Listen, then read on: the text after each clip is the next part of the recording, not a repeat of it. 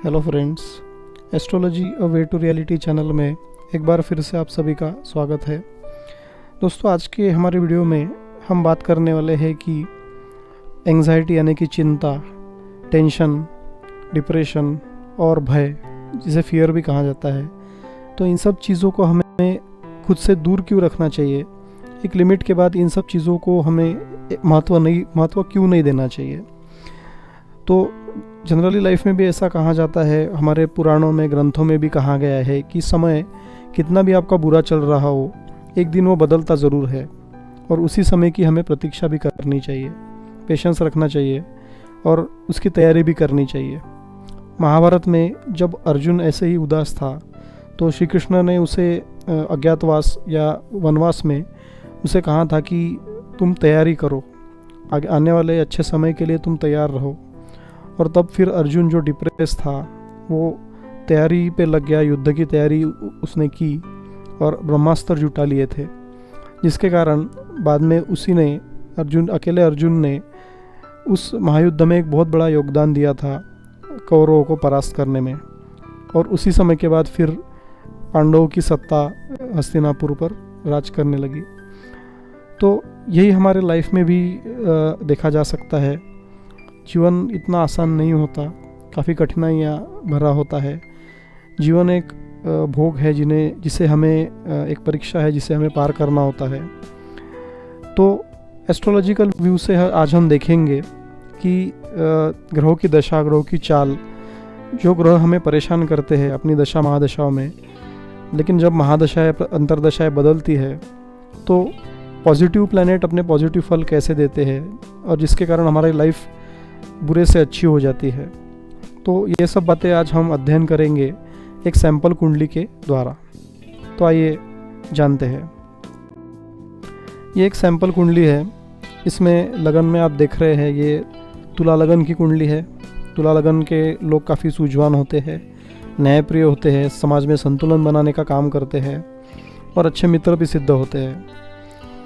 शुक्र लगन का जो मालिक है वो लगन में ही पड़ा हुआ है और केतु जो है वो शुक्र के साथ में है, जो कि लगन के बल को काफ़ी बढ़ा रहा है। तो ऐसा इंसान काफ़ी स्ट्रांग पर्सनैलिटी रखने वाला होगा। उसका interest music, art, drama, acting, इन सब चीज़ों में बहुत ज़्यादा होगा शुक्र के कारण, और केतु ने उसको बल को उसके बढ़ा दिया है। मान लीजिए ऐसे जब तक कि राहु की महादशा चल रही है, उसका एज है 20-21 साल और राहु की महादशा उसकी चल पड़ी। तो ये राहु की महादशा टोटल 18 साल की होती है, यह हम सब जानते हैं। तो राहु की महादशा में शुरू में राहु का अंतर आएगा, तो शुरू के 2 साल काफ़ी स्ट्रगल में होंगे, क्योंकि राहु अपने शत्रु मंगल के राशि में बैठा हुआ है और मंगल के राशि में राहु का बैठना ये अशुभ माना जाता है। ऐसा राहु इंसान को काफ़ी एग्रेसिव बनाता है, उसे क्रोध बहुत ज़्यादा आता है और अपने क्रोध के कारण ही वो अपने चीज़ों को कंट्रोल में नहीं रख पाता, जिसके कारण उसे समाज में परेशानियां झेलनी पड़ती है। ऐसा राहु लगन पर दृष्टि डालता है, जिसके कारण इंसान के माइंड में एक प्रकार से कन्फ्यूजन क्रिएट करने वाला होता है। इंसान ज़रूरत से ज़्यादा सोचने वाला होता है और साथ ही साथ में उसे वो डिसीजन मेकिंग की पावर उसकी कमज़ोर कर देता है। तो ये राहु इंसान को क्रोधी बनाने के साथ साथ काफ़ी स्ट्रगल दिलाने वाला भी होता है।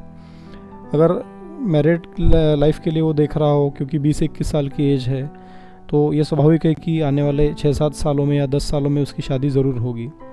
तो उसमें भी उसको काफ़ी स्ट्रगल करना पड़ता है। शादी के योग लेट बनेंगे, लेट बनने के बाद पति पत्नी में बनेगी नहीं, क्योंकि राहु एक अलगावधी प्लैनेट है, इसलिए वो डाइवर्स के योग भी बनाता है। साथ ही साथ में मंगल, ये मांगलिक कुंडली है, मंगल की चतुर्थ दृष्टि से 7th हाउस पर वो दृष्टि पड़ रही है। तो इस प्रकार के निगेटिव फल इंसान को लाइफ में ज़रूर झेलने पड़ेंगे अगर ये दशा तुम्हारे क्रीम पीरियड में आ गई तो इस प्रकार से इंसान, ऐसा हो सकता है कि इंसान परिस्थिति से हार जाए, डिप्रेशन में चला जाए या अपने लाइफ से वो कभी खुश ना रहे। लेकिन यही राहु के महादशा में जब पहले राहु की अंतरदशा आएगी, फिर बाद में गुरु की उसका अंतर आएगा, तो राहु में गुरु का अंतर आने के बाद सिचुएशन थोड़ी बदलेगी।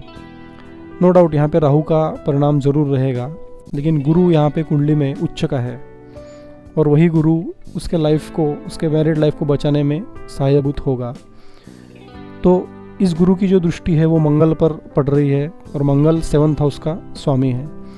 तो इसीलिए गुरु की दृष्टि मंगल पर होने से और मंगल खुद उच्च का होने की वजह से हो सकता है कि लाइफ पार्टनर काफ़ी अंडरस्टैंडिंग हो, काफ़ी वो झगड़ालू भी हो सकता है, लेकिन अंडरस्टैंडिंग भी उतना ही होगा क्योंकि गुरु की दृष्टि मंगल पर पड़ रही है। तो राहु की महादशा में गुरु का अंतर जब चलेगा तो सिचुएशन कुछ अलग होगी। शुरू के 2 साल राहु के खराब जाएंगे, गुरु का अंतर जब होगा तो बाद में 2 साल अच्छे रहेंगे। फिर गुरु के बाद में शनि का अंतर होगा। शनि हालांकि 8th हाउस में बैठा हुआ है, इस कुंडली के लिए वो अच्छा है, लेकिन 8th हाउस में जाने के कारण संकटों का कारक है, सडन इवेंट्स का कारक है, मृत्यु का भी कारक है। तो मृत्यु तुल्य कष्ट इंसान के लाइफ में उसे झेलने पड़ सकते हैं शनि की प्रत्यंतर दशा में, जब राहु की महादशा रहेगी तब। तो इसमें काफ़ी डिफ़िकल्ट पीरियड इंसान के लिए हो सकता है, लेकिन फिर भी गुरु इस कुंडली में केंद्र में है तो उस सिचुएशन को वो इंसान अपनी मेहनत से, अपने कैपेबिलिटी से सेव ज़रूर कर लेगा। तो इसमें इंसान को डिप्रेस होने की फिर से ज़रूरत नहीं होगी। शनि की प्रत्यंतर 2-2.5 साल के बाद ख़त्म होने के बाद फिर बुध की अंतरदशा चालू होगी। ये बुध कुंडली के लिए अच्छा है, पराक्रम भाव में जाके बैठा हुआ है और गुरु उच्च का है।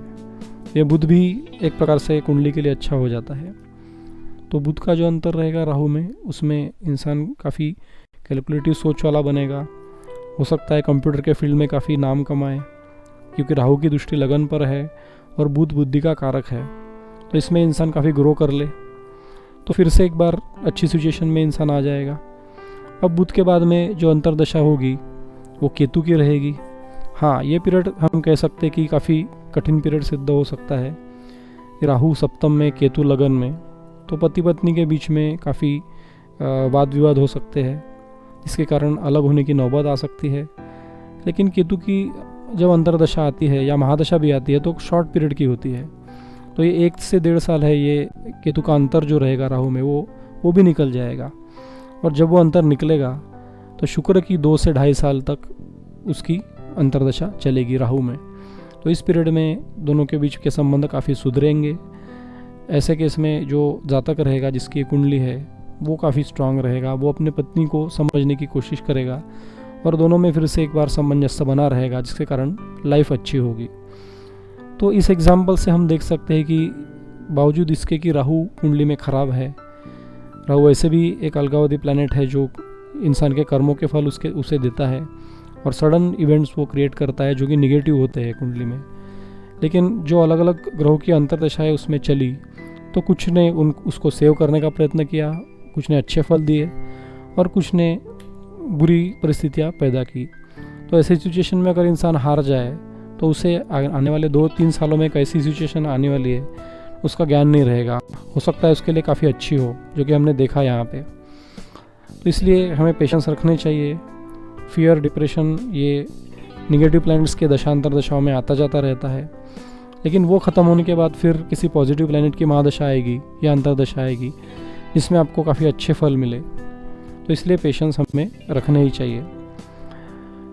तो राहु की महादशा 18 साल की जब ख़त्म होगी, यानी कि इंसान का एज होगा वो पीरियड में, जो कि हमने एग्जाम्पल लिया 38 ईयर्स। तो फिर 38 ईयर्स के बाद में जब गुरु की महादशा चलेगी तो गुरु की महादशा इस कुंडली के लिए बहुत अच्छा काम करेगी। गुरु उच्च का होकर कर्मस्थान में बैठा है।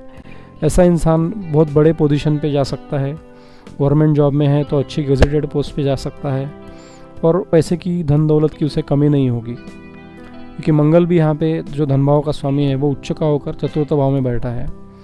ऐसा इंसान बहुत प्रॉपर्टीज़ भी अर्जित कर लेगा और सुख शांति की उसे कमी नहीं होगी जब गुरु की महादशा चलेगी। तो ये 16 साल की गुरु की महादशा उसके लिए काफ़ी अच्छी होगी और उसमें जो प्रत्यंतर रहेंगे उसमें गुरु का प्रभाव ज़्यादा होगा। इसलिए कोई निगेटिव प्लैनेट की अंतरदशा भी है तो भी उसमें इतने बुरे फल नहीं मिलने वाले। तो ओवरऑल गुरु की महादशा 16 साल की बहुत अच्छा फल देने वाली है। तो 18 साल की जो मेहनत है वो 16 साल की गुरु की महादशा में रंग लाने वाली है। इसलिए आपको पेशेंस रखना बहुत ज़रूरी है। तो दोस्तों, हम आशा करते हैं कि ये छोटे से एग्जाम्पल से आप ये जान गए होंगे कि ज़िंदगी में फियर, डिप्रेशन, एंग्जाइटी, इन सब चीज़ों का एक क्षणिक महत्व है। एक लिमिट से ज़्यादा उसे महत्व देना ये अच्छी बात नहीं होगी। तो आप इन सब चीज़ों से बचिए, पॉजिटिविटी से आगे बढ़िए। आपका समय ये ज़रूर बदलेगा। कुंडली में अच्छे योग तो 1 या 2 कम से कम अच्छे योग तो होने ही वाले हैं, इसीलिए आपको डरने की ज़रूरत नहीं है। कुंडली का अध्ययन करें, खुद करें या किसी अच्छे ज्योतिषी से ज़रूर करवाएं। तो होपफुली आपको वीडियो अच्छा लगा होगा। कैसा लगा हमें ज़रूर कमेंट करके बताइए। और एंग्जाइटी डिप्रेशन को अपने पास में ना आने दें, एक लिमिट से ज़्यादा। उसमें एक सॉल्यूशन निकालने का प्रयत्न करें, क्योंकि हो सकता है कि आपका समय बहुत अच्छा होगा आने वाला, जो कि आपकी कुंडली से आपको पता चलेगा। तो once again thank you very much. See you in the next video.